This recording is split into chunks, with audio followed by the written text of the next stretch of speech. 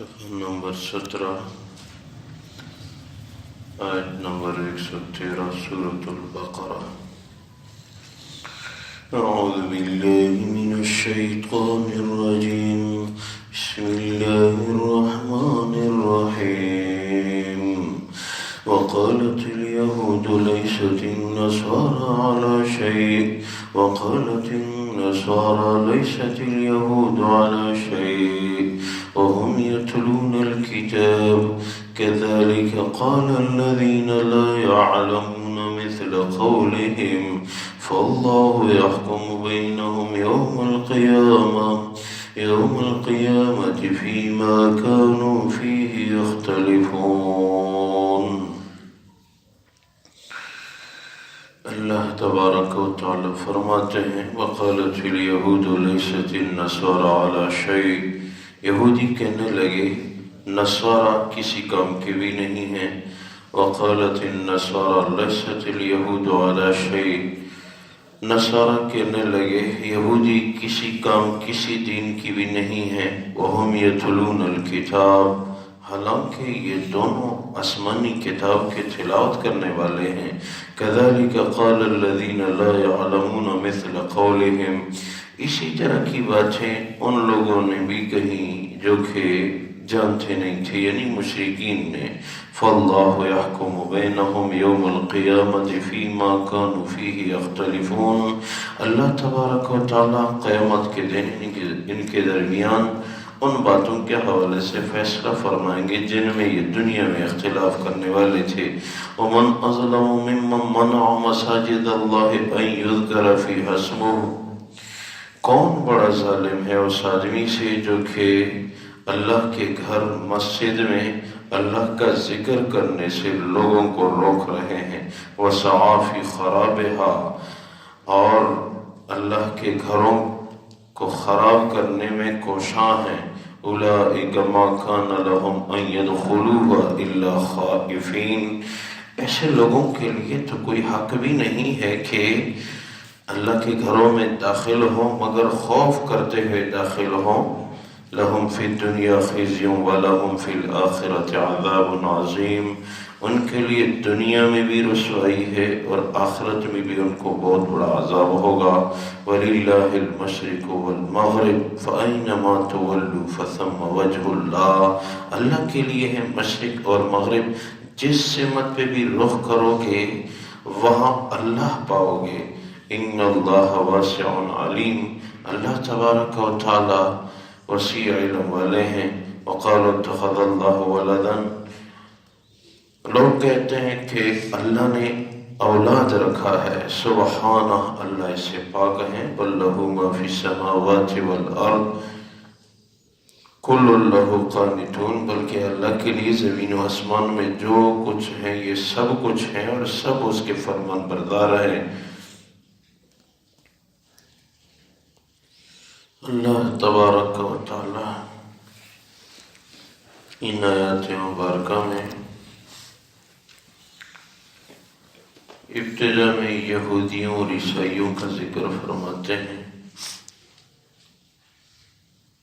سعودی عرب کا ایک علاقہ ہے نجران، اس سے عیسائی آئے تھے، یہ عیسائیوں کا علاقہ تھا۔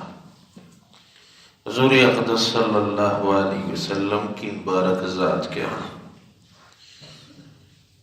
اور یہودی تو مدینہ منورہ ہی میں رہتے تھے، ان کو پتہ چلا تو وہ بھی حضور کی خدمت میں حاضر ہوئے۔ حضور کی مبارک ذات بھی تشریف فرما اور عیسائی بھی یہودی بھی، دونوں فریقین نے ایک دوسرے پہ نکتہ چینی کی۔ یہودی کہنے لگے کہ نصارہ کا کوئی نبی نہیں، نصارہ کی کوئی کتاب نہیں، نصارہ کسی بھی دین کے نہیں ہے۔ عیسیٰ علیہ السلام کی نبوت کا بھی انکار کیا، انجیل کا آسمانی کتاب ہونے کا بھی انکار کیا۔ عیسائی غصے میں آئے، انہوں نے کہا کہ تورات کی کوئی حیثیت نہیں ہے، ان یہودیوں کا کوئی نبی نہیں ہے، تو انہوں نے موسیٰ علیہ السلام کا انکار کیا اور تورات کا بھی انکار کیا۔ تو اسی پس منظر کو قرآن نے ذکر فرمایا کہ یہ ایک دوسرے پہ طعن کرتے ہیں۔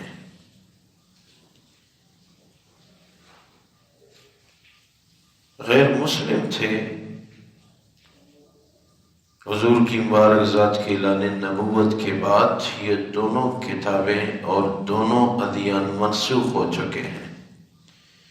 ہم یہ نہیں کہتے کہ انجیل اور تورات یہ آسمانی کتابیں نہیں ہیں، یہ اللہ کی طرف سے نہیں ہے، ہم یہ نہیں کہتے۔ عیسیٰ علیہ السلام بھی اللہ کے رسول، موسیٰ علیہ السلام بھی اللہ کے رسول، یہ دونوں کتابیں آسمانی برحق کتابیں، پورا مکمل ایک ضابطۂ حیات تھا، دونوں معتبر ادیان تھے۔ یہ دونوں ادیان ابھی کیا باطل ہیں؟ نہیں، باطل کا لفظ استعمال کرنا نہ تورات کے لیے جائز ہے اور نہ انجیل کے لیے جائز ہے۔ منسوخ ہو چکے ہیں یہ ادیان، باطل نہیں ہیں، اللہ کی طرف سے یہ کامل ادیان تھے اپنے زمانے میں۔ جیسے ایک دوائی ہو، اس پہ ٹائم لکھا ہوا ہو، ایکسپائر ہو جائے، وہ دوائی کام کی تھی لیکن اب کام کی نہیں ہے۔ دوائی کام کی تھی، اب کام کی نہیں ہے، بلکہ بعض ایک ڈاکٹر کے بقول بعض ادویات پہ وقت گزر کے وہ صحت کے لیے مضر اور خطرناک بن جاتی ہیں۔ یہی ہم بھی کہتے ہیں کہ ان ادیان پہ اب عمل کرنا جنت کا راستہ نہیں ہے، کیونکہ جب دوائی ایکسپائر ہو چکی ہے، اگرچہ اس پہ لکھا ہوا ہے کہ یہ دوائی فلاں مرض کے لیے شفا ہے، لیکن اس کا ٹائم گزر گیا، اب وہ کام کی دوائی نہیں ہے۔ ہاں، بعض ادویات جو کہ ہومیوپیتھک کی ہیں، ڈاکٹر صاحب بتاتے ہیں 100 سال بھی گزر جائے اس کو استعمال کرتے رہو، کوئی ایکسپائری اس کی نہیں ہے۔ ہمارے دین کی مثال یہی ہے، ہمارے دین کی ایکسپائری نہیں ہے۔ دین اسلام سب سے آخر والا دین ہے، اور آخر والا دین ماقبل ادیان کو منسوخ کر دیتا ہے۔ تو اب وہ ادیان رائے نجات نہیں ہے، اب دین اسلام ہی جنت کا راستہ ہے۔ اس سے یہ بھی معلوم ہوا کہ ایک دوسرے پہ لام تان کرنا بری بات ہے، اور پھر مومن پہ تان کرے، یہ بہت بری بات ہے۔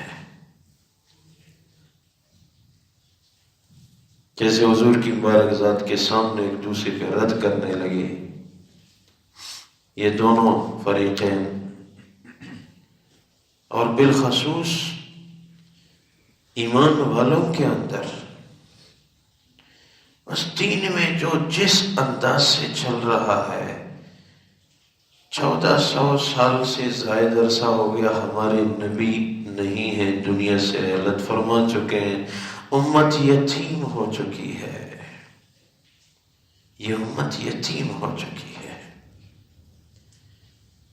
وہ سلسلہ تو ہے نہیں کہ بنی اسرائیل میں ایک نبی وفات پا گیا، دوسرا آیا اسی تورات کی طرف بلا رہا تھا،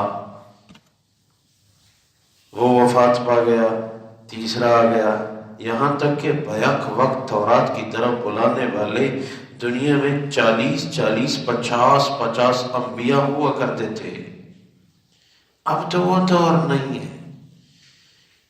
ہمارے نبی صلی اللہ علیہ وسلم دنیا سے رحلت فرما گئے، بس اب یہ امت خود ہی ایک دوسرے کو خیرخواہی کے ساتھ قرآن کے درس و تدریس کے ساتھ، احادیث کے بیان کرنے کے ساتھ، مسجد میں آنے کے ساتھ، دین کے سیکھنے کے ساتھ راہ راست پہ یہ امت آئے گی۔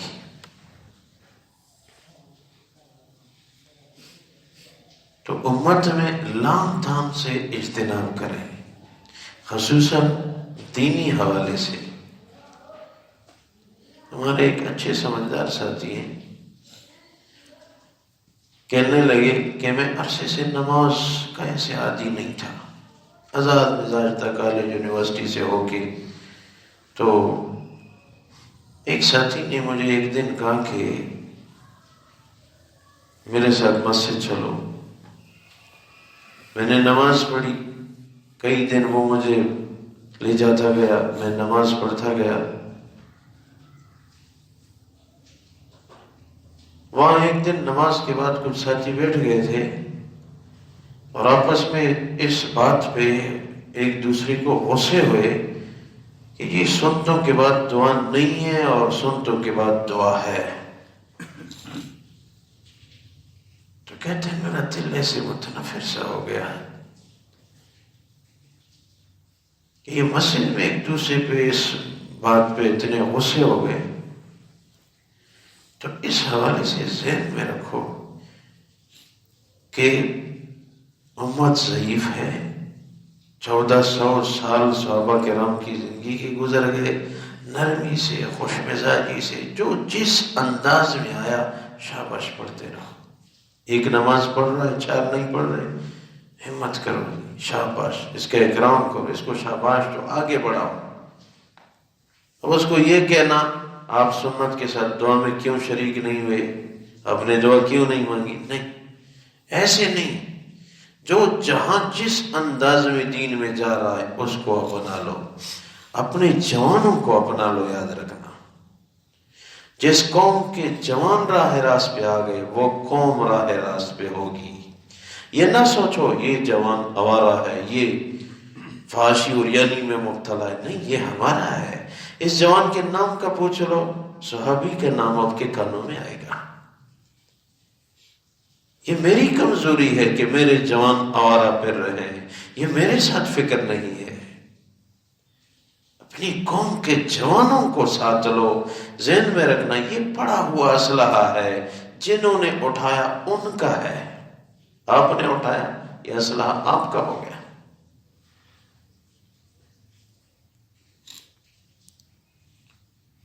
تو اپنے دین کے ساتھ ساتھ لام تام سے بچتے ہوئے دوسروں کی کمزوریوں پہ نگاہ نہ رکھو، دوسروں کی صفات پہ نگاہ رکھو، یہ آدمی کامیاب ہوگا۔ اور ساتھ مشرکین نے حضور اقدس صلی اللہ علیہ وسلم کی مبارک ذات اور ان کے صحابہ کو منع فرمایا۔ صلح حدیبیہ کے موقع پہ منع فرمایا، اللہ کے گھر میں نہ آؤ، مسجد الحرام میں مت آؤ۔ تو قرآن نے اس کا پس منظر ذکر کیا کہ یہ بہت بڑے ظالم ہیں جو اللہ کے گھر سے روک رہے ہیں۔ ان کو تو حق بھی نہیں ہے کہ اللہ کے گھر میں داخل ہوں، اگر داخل ہوں تو دل میں خوف کریں کہ میں تو مشرک ہوں، ایسا نہ ہو کہ اللہ مجھے پکڑ لے۔ اور ایک حدیث میں ہے کہ صحابہ کرام ایک دفعہ زیر سفر تھے تو سخت طوفان کا شکل ہو گیا اور آندھی، بارش، اندھیرا سا، تو قبلہ مشتبہ ہو گیا کہ قبلہ کس سے متبع ہے۔ کسی نے یوں کہا، کسی نے یوں کہا، بہرحال نماز پڑھی گئی، وہاں پڑاؤ کیا۔ جب صبح ہوئی پتہ چلا کہ ہم نے غلط سمت کی طرف نماز پڑھی ہے، قبلے میں ہمیں مغالطہ ہو گیا ہے۔ تو صحابہ کرام حاضر ہوئے، یا رسول اللہ صلی اللہ علیہ وسلم اب ہم کیا کریں، ہم نے تو نماز غلط سمت پہ پڑھی ہے۔ حضور کی مبارک ذات خاموش ہوئے، جبریل امین آئے اور یہ آیت نازل ہوئی، وَلِلَّهِ الْمَشْرِقُ وَالْمَغْرِبُ، مشرق مغرب اللہ کے ہیں، جس طرف رخ کرو گے اخلاص سے کھڑے ہو جاؤ، اللہ ہی ملے گا۔ نماز کے لوٹانے کی ضرورت نہیں ہے۔ اگر کسی کو ایسا مغالطہ ہو گیا تو مسئلہ یہ ہے وہ نماز ہو چکی ہے۔ یہاں تک بھی فقہ کی کتابوں نے لکھا ہے اگر کسی کو مغالطہ ہوا، شمال کی جانب رخ کیا، عصر کی 4 رکعت کی نماز پڑھ رہا تھا، 1 رکعت پڑھ کے خیال ہوا نہیں مغرب کی جانب قبلہ ہے، دوسری رکعت نماز ہی میں رخ بدلا اور مغرب کی طرف، تیسری رکعت میں خیال ہوا نہیں جنوب کی طرف قبلہ ہے، اس طرف 1 رکعت، چوتھی رکعت میں خیال ہوا نہیں مشرق کی طرف، اس طرف، یہاں تک کہ چاروں سمتوں میں 1 رکعت ادا ہو گئی، اس کی نماز درست ہے، دوبارہ لوٹانے کی ضرورت نہیں ہے۔ ہاں اگر وقت کے اندر اسی ہی جگہ پہ کسی نے کہا آپ تو اس طرف نماز پڑھ رہے ہیں، قبلہ تو اس طرف ہے، پھر اس طرف نماز پڑھنا ضروری ہے۔ ہر طرف اللہ ہے۔ ساتھ یہ فرماتے ہیں کہ عیسائیوں میں سے بعض کا عقیدہ یہ تھا کہ عیسیٰ علیہ السلام اللہ کے بیٹے ہیں، یہودیوں میں سے یہ عقیدہ کہ عزیر علیہ السلام اللہ کے بیٹے ہیں۔ قرآن نے رد فرمایا نہیں، اللہ کو اولاد رکھنے کی ضرورت نہیں ہے، ہر چیز فرمان بردار ہے، جس کو اللہ حکم دے وہ کام ہو، اولاد تو وہ رکھے جو کل ضعیف ہو، وہ بیمار ہو، کوئی اس کا خادم بن جائے۔ اللہ کو تو ذوف ہے ہی نہیں تو ضرورت نہیں۔